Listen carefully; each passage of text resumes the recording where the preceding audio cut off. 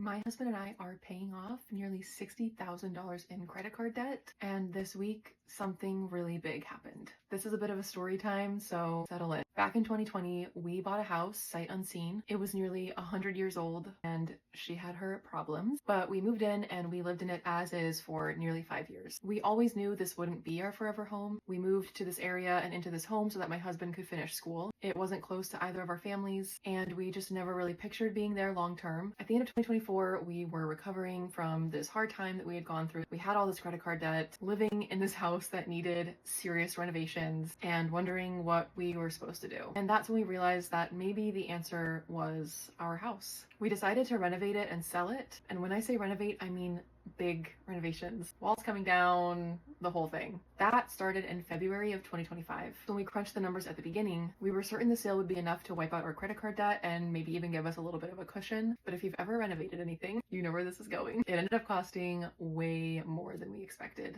But we finished the renovations and the house hit the market in September, and then it sat for over 60 days. We did multiple price adjustments and just kept praying for the right buyers. And honestly, we just started preparing ourselves to walk away with nothing. I do remember a certain point in this process where my husband and I kind of looked at each other one day and said, I don't think this house is going to do what we want it to do for us. And we determined from that day, we couldn't rely on anything or anyone to save us from our debt but ourselves. And so I thought I needed to start treating the sale of this house as if it would do literally nothing for us, because that was a huge motivation behind taking the necessary steps to start aggressively paying the debt off on our own. And I'm so grateful that we did that, because we proved to ourselves that we always had the power and ability in us to help ourselves. But we closed on December 30th, 2025, almost a full year after we started this whole process. And somehow we managed to walk away with around $18,000.